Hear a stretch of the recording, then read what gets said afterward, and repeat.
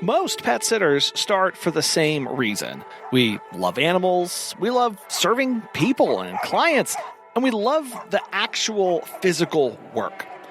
But at some point, the business asks something different from us. It asks us to lead, to make decisions, to plan, to build a business that doesn't depend on us working 14, 18 hours every day. That's what we're talking about on this episode, is developing a CEO mindset. And this continues from episode 662 last week, about what it means to shift from being the person who does the visits to the person who builds and leads the company that does the visits. I'm Colin, and welcome to Pet Sitter Confessional. Thank you for listening today, and also thank you to our friends at Pet Sitters Associates and Dog Co. for making this show possible.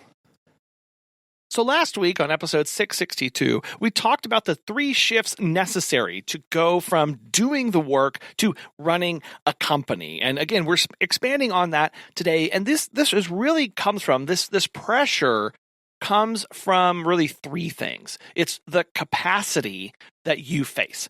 There are only so many visits you can do. There's only so much work that you can do by yourself. All of a sudden, time becomes the constraint before the demand does. Demand will outstrip your ability, your capacity every single time.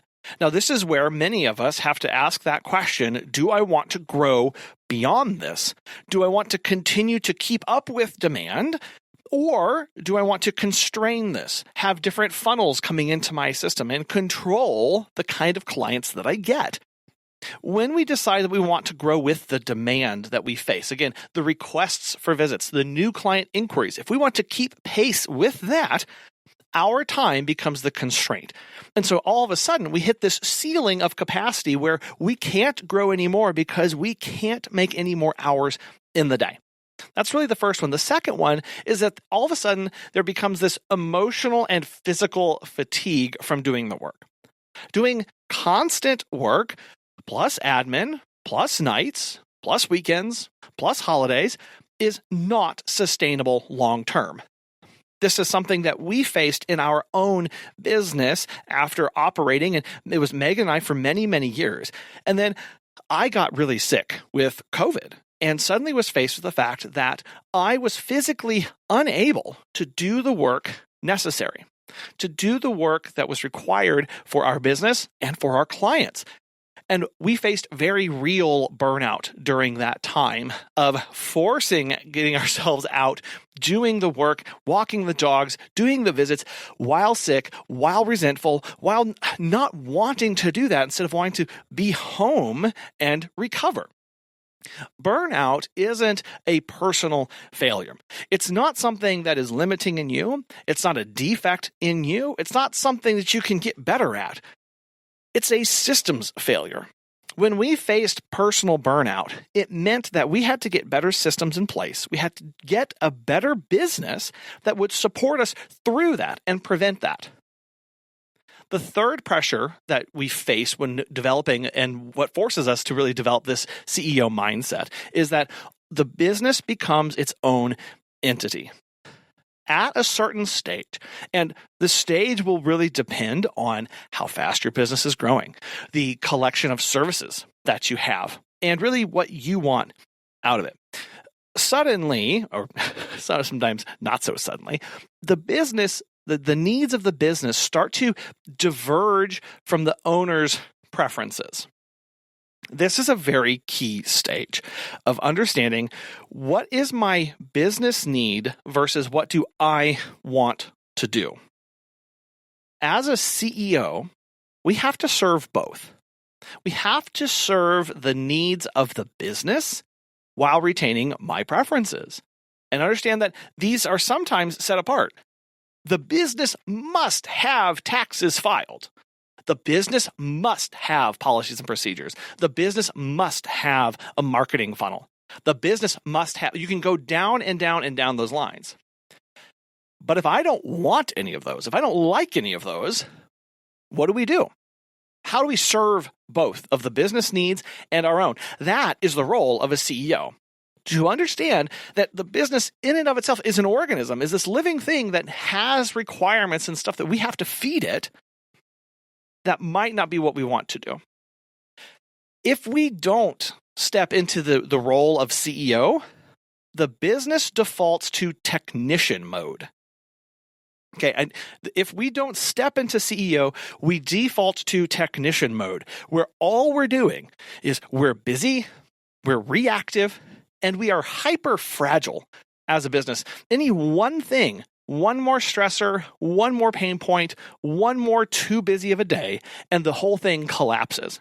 And so we have to move past that. Again, once we decide that we want to, we pick our direction and we go forward. And that when we're putting on this CEO hat, when we're developing this mindset, it's about this separation of the business is an entity that I care for. It's not me. It's over here off to the side that I am feeding into, I am giving its needs, I am taking care of, and then I sit over here. Remember, we have to shift our mindset from being the doer to the architect. You as the CEO, and that word gets really scary because CEOs are big corporate-y things. They're these big structure things. They're these million-dollar business things. No, every business at any size has to have these core mindsets, these things that a CEO must do in order for it to survive. The CEO, you as the CEO, we build a system that can produce results. That technician mindset, that technician mode that I talked about earlier, that works to produce the results. The CEO builds the system, the technician produces. In our industry, this technician mindset says, I walk the dog. I send the updates. I answer the texts and phone calls.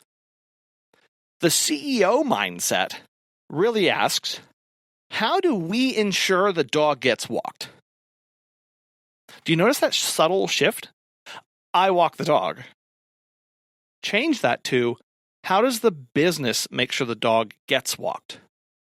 It's this other entity. Does it have what it needs? Does it have the processes, the procedures, the policies, the training? Does the business have all of that to make sure the dog gets walked? How do we ensure the updates are consistent? Well, I used to send the update. Now, what systems do I have to have in place so that the updates we send, the businesses send to the clients, how do we make sure they are consistent and the same across everybody? Maybe it's, how do we ensure clients get quick communication? Prior, it's just, well, I'll just respond quickly. I'll just do this. I'll just take care of the text. I'll just get there immediately. Well, what processes, procedures, policies, systems, what do you have in place? What do we have in place to make sure that clients get quick responses? That is what systems thinking is. We are no longer the instrument of the service. We are the designer of how the service happens. That really, really is a hard shift to move to. My hands are the ones holding the leash, scooping the litter, giving the treats and medication, feeling for lumps and bumps and all that stuff. 2, my hands are the ones writing out what that person should be doing. And that's really what we do here. When we design these, we kind of close your eyes and think, what would I put down on paper so that somebody else could come in and read this and do it just like I do? And then write that. That is you designing the systems. A CEO's job also isn't to do more. It's really to decide what truly matters. We have to be very strategic versus just doing tasks. And there are so many things that we can do to help with this as the CEO. And the very first one is that we have to block CEO time. This is not optional. This is not when I have time or when I get around to it or when I'm not quite so crazy. If you really want to start being able to put into motion some strategy, some thinking, some long-term forecasting, you have to have time to do that. So we put in 1 to 2 hours a week just on the calendar. We do a no meetings Monday, where that allows us to just shove everything off to the side after we kind of recover through the weekend, getting into the week. No meetings Monday, nothing happens. This allows us at least a little bit of space to think. And so what do we do during this time? Well, it's doing financial reviews. It's asking questions about the data. What's revenue? What's my percent labor? What's my profit margin doing for the past quarter or whatever? This is also looking at your pricing and service analysis. Is this in line where we need to go? Are we getting requests for certain things from potential clients that we don't currently offer? Could we put that into the service mix? Do we need to get rid of some things because it's too confusing? Capacity planning and hiring decisions. How full have we been? Are people constantly, running out of time to do things? Or is the budget and the schedule so crammed full that they don't have time, or we don't have any more capacity to add visits?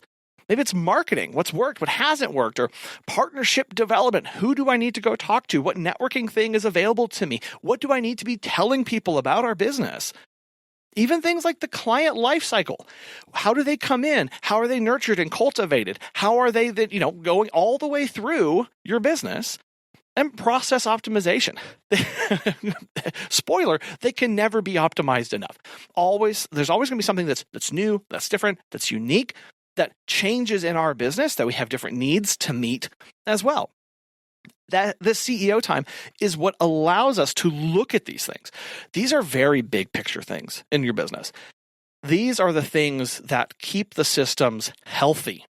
When we don't do this, things stagnate. And then we look up and the business is not operating the way we thought it should be. We also, we set aside the time. As a CEO, the CEO also has to create those systems and has to document those systems. So think of a system as the instruction for how work gets done consistently. The instructions for how work gets done. And this starts with you doing an inventory of what is the work that your business does? What's the work that our business does? What do we do? How does our business actually earn money? And then what support has to be in place for that to happen? Whether this is your scheduling workflows, it could be your holiday policy handling and cancellations, or your new client onboarding process, visit report standards, safety protocols, payroll rules, key and code tracking and lockbox procedures, or lost pet protocols. All of these things are part of the work that it takes to run your business and do the business. Think of this as if it happens more than twice, it needs a system. Again, if it happens more than twice, you must have a system to handle it. Otherwise, you'll keep getting what do I do questions. People will be confused and the consistency will fall off the map. The third thing we have to do as a CEO is we have to eliminate the low value tasks. And got to be honest, this is difficult because when everything's important, as it is as a solo business owner and entrepreneur of our own business, everything's important. And we have to keep doing it because it's important. But just because something is important doesn't mean it is high value. So list everything you do in a week and mark each task as either generates revenue, maintain operations, or nice, but low value. And these can be for a time, right? That nice, but low value. Sometimes you go through different seasons where it's not as important. Maybe it's that you've been sending birthday updates to your clients. And for right now, it's not that big of a deal. So I need to just demote that a little bit. But mark your tasks as, does this directly generate revenue? Does this maintain operations, or that nice but low value? And the key distinction here is as we work to go from the technician to the CEO in our business, this generate revenue versus maintain operations is hard for us, me personally, to place a value on. A lot of what I do maintains operations, but it doesn't generate revenue. So is it important? Is it necessary? How do I accommodate and account for my time? Your ability, the role to maintain operations is absolutely critical to generating revenue. If nobody is steering at the helm, the revenue will never happen. The direction and pace will never be set unless those operations are in line. And we have to clear everything else off of our plate and get rid of those low-value things, right? The low-value tasks are where we as owners hide. We hide in those when avoiding harder decisions too. That's where this gets tricky, is that these are easy. These are low brain power required. We could do these things in our sleep most of the time. And so we retreat to these to avoid those hard discussions, to avoid the reality. And so we busy ourselves with the busyness of the business when we shouldn't be doing that at all. Somebody has to decide what new services we're rolling out next year. Somebody has to decide what that hiring pipeline is going to be. Somebody has to decide what the marketing campaign is going to be. And we can say, oh, well, I don't know any about that. So I'm just going to come over here and I'm going to focus on, futzing on the website. I'm just going to go ahead and look at these low value things and I'm going to do these. I'm going to do all these things. This is a trap that we fall into, and we have to see the greater value of our time to maintain, sustain, and set those directions and operations. Something every CEO should understand are the liabilities that your business face, and that's why you should care about having amazing insurance. As a pet sitter and dog walker, you know how much trust goes into caring for someone's furry family member. But who's got your and your business's back? For over 25 years, Pet Sitters Associates has been helping pet care pros just like you with affordable, flexible insurance coverage. Whether you're walking dogs, pet sitting, or just starting out in your business, they make it easy to protect you. Get a free quote today at PetSitLLC.com. And as a listener of our show, you get $10 off your membership when you use the code Confessional at checkout. Again, that's PetSitLLC.com, because your peace of mind is part of great pet care. The fourth thing about gaining and developing a CEO mindset is understanding that we are building a brand, not just a service. Now, remember, a brand is what do you want to be known for? And this, again, is another trap that it's easy to fall into as a pet sitter and dog walker. Most of the time when we start off and we're solo, we develop this brand of us. It's me. It's my background, what I do, how I do it, and everything about me. And then we go to make this step of adding a team of employees and making it bigger, and we struggle. And we see a lot of people who fumble this ball because all of a sudden it's not me anymore, and we have to make that transition to being about something else. And this is where this careful consideration and planning and understanding as a CEO is, I need to be known for something. How do I communicate that to people through the changes? And the brand that we're trying to develop, this really shows up. If you think about this, as you're making this development, especially if it's going from you to somebody else and another team member and all of these things, it's important to try and develop it now if you're a solo. And even if you have a team and you're struggling with this, really reflect on the things about your business. Again, it's not you. What do you want your business to be known for? Is it the language that's used on the website, the copy, how the updates are written? Is it your pricing? Premium, more affordable and accessible?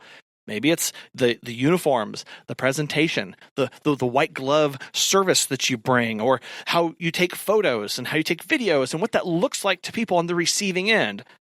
Maybe it's your policies and procedures that you want to be known for, or your response times and your customer service and your client communication, that onboarding experience for both, very important here, for both clients and your employees. Or your reviews, your testimonials, your raving fans. Do you need to be known or want to be known as the people that everybody gushes about? Or maybe just your website and your overall feel and emotions that people get from interacting with you. It's also important to note that brand and branding is relational. Who are you connected with? What other industry people, mentors? What other networks are you a part of? What partnerships have you developed, and is your business developing with vets, daycares, trainers, apartments, employers, all of those good things?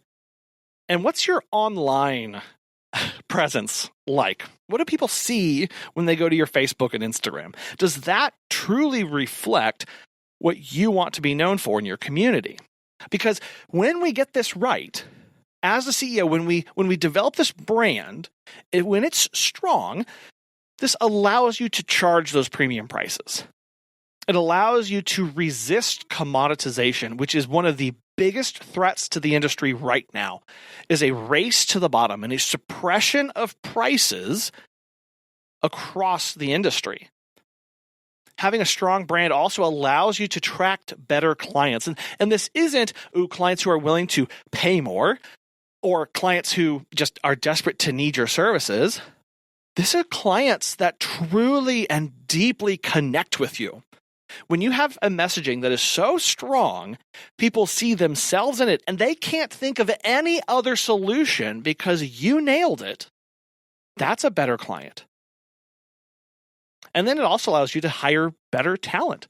Employees are attracted to strong brands with strong missions and values and goals and communication. That strong brand is what allows you to really start defining your business.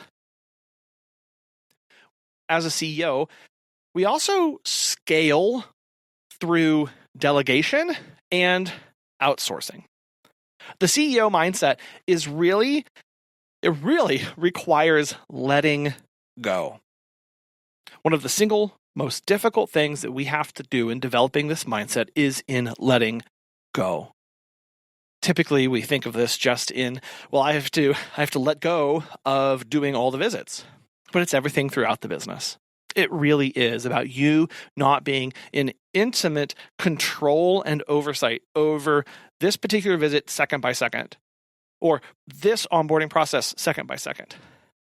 And I think there are three major delegations that we have to shift into in order to make this work. We have to delegate tasks. This is the one that everybody thinks about.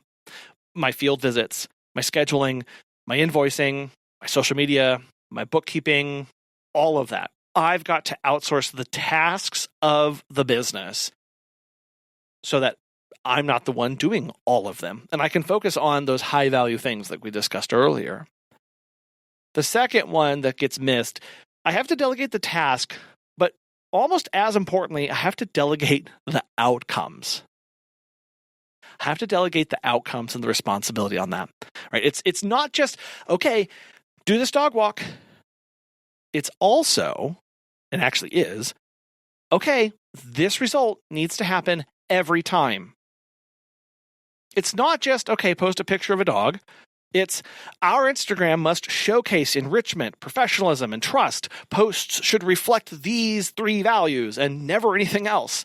It's you must meet the outcome of this task and this goal of why we do it.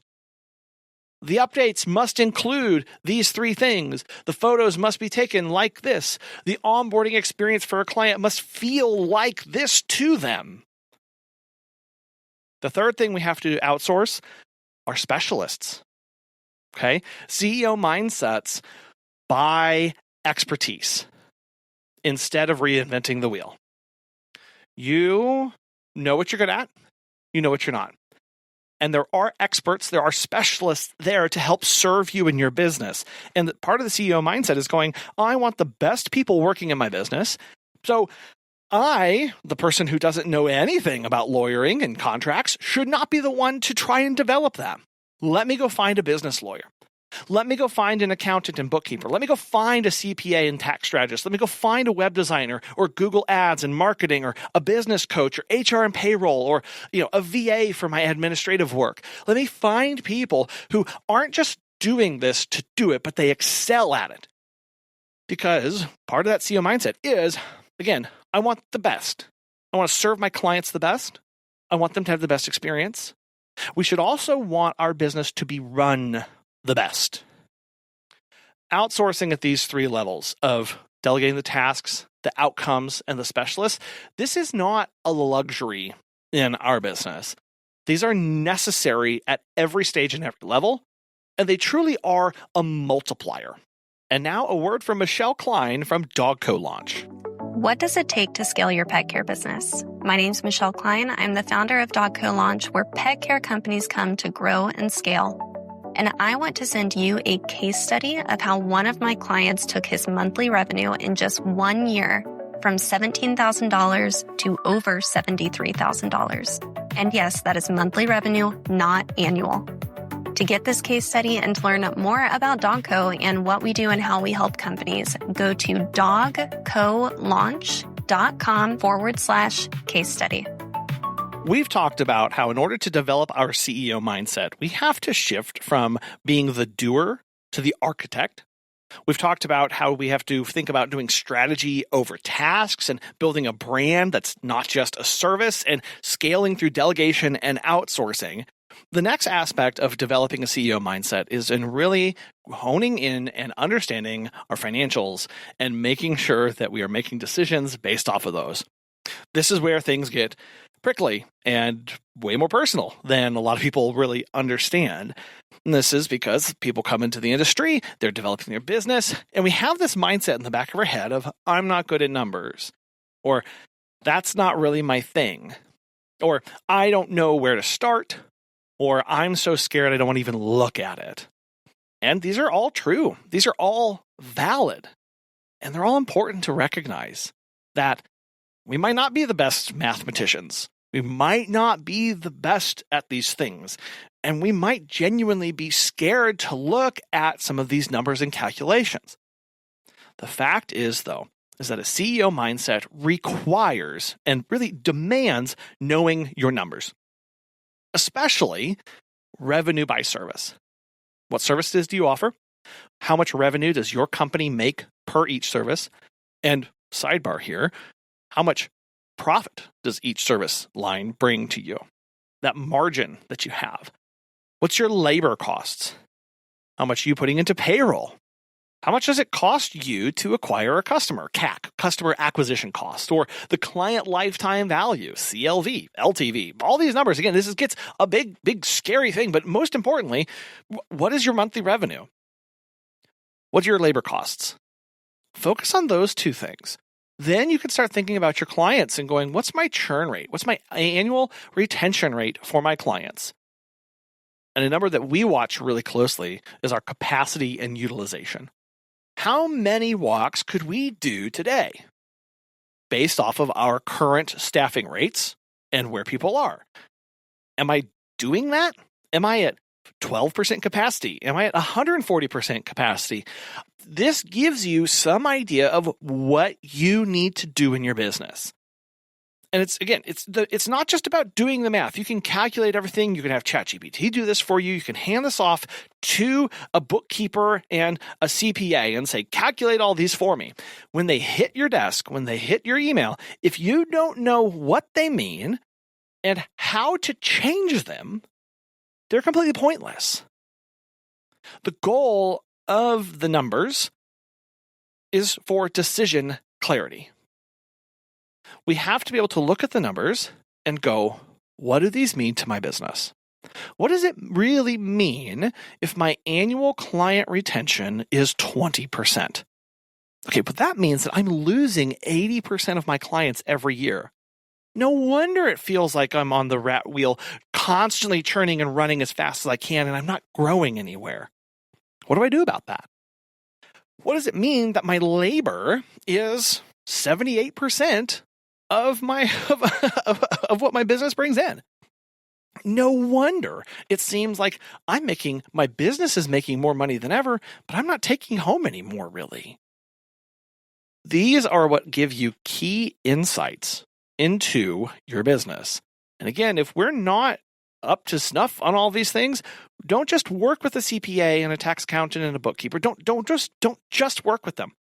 Find ones that will help teach and guide and pull you through some of these things that we have to understand. Because at the end of the day, we've got to make decisions, and decisions based off of our numbers. CEOs make decisions. That's what we do. Now, they're not perfect decisions. Okay? They're not. If we wait too long for the perfect decision, nothing will happen. Nothing will move. Nothing will change if we just keep waiting and waiting and waiting. We do have to make decisions because we need decisions that move the business forward, little by little, little by little. We don't just make sudden, large, earth-shattering decisions in our business for the heck of it. We do them when necessary. But I want to see, okay, if I change this, what happens? That's a decision. If I expand here, what happens? If I use this word, what happens? If I use this color, what happens? If I use this, that happens. If I hire here, what happens? If I change, that's all decision making. It's giving you data and information about the world around you and your business to then do it again and again. Indecision is the most expensive thing in business because we waste time, we miss opportunities, and we don't grow and evolve as a business. And those three things are absolutely critical as a CEO. Those are under our charge as the CEO of our business. And again, we're not going to make perfect decisions. We're not going to understand everything. So we have to also be in the mindset, change what we're thinking into continuous learning and mentorship. It's okay for me to read a book. It's okay for me to be part of a coaching program. It's okay for me to go to a networking program and get some advice about what's going on. The CEO mindset is the student mindset.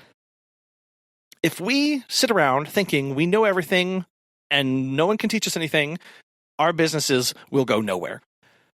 Seriously, nothing will change in your business because you're not changing. You're not learning. How do you expect your business to change when you're the one who's supposed to be giving the things the business needs?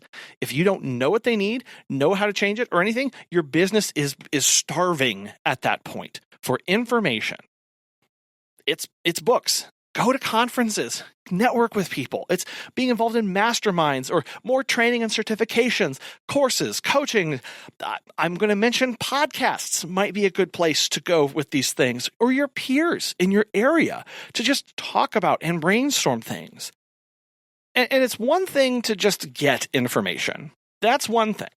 But we have to be about the business of doing the work that the new information requires of us. Okay, now that you know what client acquisition costs is and what yours are, what do you do about that? That is now something that is open to you. You've learned it. Go make the change required of you. Learning the things is one thing. Doing things is another. Mentorship is a whole other level. A direct mentorship, this comes in many ways. It could be a small group of people that you're connected with, whether they are pet sitters and dog walkers, or whether they're across various industries. And I'll encourage you to find networking groups that aren't just for dog walkers and pet sitters. Sometimes local areas, they don't have those accessible to you, and that's totally fine. Go meet up with the HVAC people and the realtors and the plumbers and the car mechanics. Go meet up with those people and talk with them and learn from other industries. You'll get so many interesting conversations are going to happen. Then there's the one-on-one mentorship of whether it's a coaching program or that mastermind or whatever that is. But this mentorship provides you feedback from people who aren't you and who know other things than you do. It also provides accountability. Hey, I'm going to start my marketing campaign on Monday. Hey, did you start your marketing campaign on Monday? No, I got busy. Okay, do it this Monday. It also helps you reduce trial and error. And that's a massive thing and reason for why Megan and I wanted to do this podcast from the very beginning. Reduce trial and error for other people. Can we share stories? Can we share experiences? Can we share lessons that we've learned and other people have learned so that you don't have to relearn them? That fast tracks so many people when we can condense so much information and, I tried this and I did this and this happened and none of it worked. Oh, okay, well, I may still explore it, but I'm going to try and think about things differently. Mentorship also provides different perspectives and beliefs. When I come in with my limiting beliefs around whatever it is, whether it's growth, whether it's outcomes, whether it's finances, whether it's success, and I'm coming in, I'm limited about this. Having a conversation with somebody who's successful, who's been successful, who is living this out, encourages me. allows me to see what's possible and changes my beliefs about situations, about myself, about my business, and gives me that fresh perspective to now take back and look. Back when I was going through my master's and PhD, a lot of times I would write something and I'd hand it back to my professor immediately. And he'd go, well, this is garbage. Why did you give me this? Is this the first draft that you put? Well, yeah, I wrote it and here it is. You can read it. And he'd say, I don't want to read the first draft. This isn't good. Write it, put it in your desk, walk away from it, come back in 2 days. You're going to see it with fresh eyes. You're going to see it with a fresh perspective. Exact same thing in our business. When we are so day-to-day operations, task, our perspectives are actually biased based off of what we are directly interacting with. Instead, go out and get fresh perspectives from other people. Look up from your business every once in a while. Talk to people. Learn about their business intimately. Ask good conversations and questions about them and what they're doing. So that when you come back and pivot and swivel back to your business, you're different. You've got fresh takes and that new perspective that is so needed. Every CEO needs people who have been further down the road, who have traveled different roads, who are trying different things, and are further along than you are. Too often, we get caught up in feeling like we're jealousy, that comparison game. That, well, they're so much better than I am, and I'm not worthy. I don't know anything. I don't want to be here. I feel bad that I'm not making, $80,000 in a month, or I'm not doing these things, but that person is, and we can get jaded by it. Instead, flock to those people. Learn from those people. It might not all directly apply to you now or ever, but you can still learn and be encouraged and see what's possible. And again, whether that's in the pet sitting and dog walking industry or in other industries, it's absolutely critical. The last thing that I want to talk about here as a CEO is there are really 3 traits that you have to cultivate as the CEO of your business. The first one is resilience. Business will punch you in the mouth. Anyone relate to that? Business is going to punch you over and over. Holidays, cancellations, staff turnover, injuries, client emergencies, market shifts. Can I go on and on and on here? Yes. But resilience is not about optimism. It's not thinking everything with rosy-colored glasses and everything's always going to be amazing. That's optimism. It's going to get better. Resilience is about your recovery speed and how quickly you get back up. Ecosystems heal when they are resilient. And it's been found that the most resilient ecosystems are the ones that are the most diverse and have all of the niches filled and ready that they require and all the functions fulfilled. As the CEO, you will be most resilient when you have a diversity of people around you, ideas in your head, and directions that you can go. So that when something doesn't work, it's not a complete dead end, and I'm sitting there in a Mack truck on a 1-lane highway at night with steep banks, I'm able to pivot and turn quickly and go in something else. That's about and what it means to be resilient. The second trait that every CEO needs to have is accountability. We have to own our mistakes without excuses. People look to you. You have people in your business, whether those are your team members, your employees, or your clients looking to you, or just people broader in the community. People trust leaders who take responsibility. If something doesn't work, admit it. If you tried something and it didn't pan out the way you want to do, talk about it. Be open with that to the people who are around you. If you really thought that this new thing was going to be the best thing since sliced bread, and it fails, it doesn't do what you thought it would, that's okay to talk about. Maybe you just straight up missed something. You had a deadline in your business and you didn't get it done. If we don't go to those around us and say, I messed up, this was a mistake that I had. How can we expect them to do the same to us? We want our employees to come to us and say, I forgot to give the medication. I forgot to lock the door. They're only going to do that. A, if we treat them well when they do that. And B, if we are also communicating that back to them with our things that we're involved in. It makes everybody healthier in that relationship. The third thing that we have to have is we have to have an identity shift. This is foundational to everything that we've talked about up until this point. And I've saved it to last because it's probably the most apparent and the easiest one to throw out there, but the hardest thing to do. All throughout, not just this episode, but last episode, it's about changing how we think, what we do, and how we do it. It changes how we view ourselves. That's an identity shift. At some point, I have to stop saying, I walk dogs. At some point, I have to stop saying that. And I have to start saying, I run a company.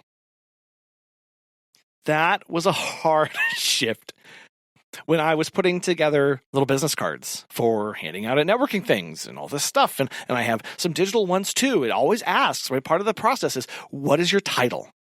What do you do? What do I do? What do I do? And this changes, and it should change. That's healthy to view ourselves as, you know what? I am the owner of this company. I run this company. I'm director of operations.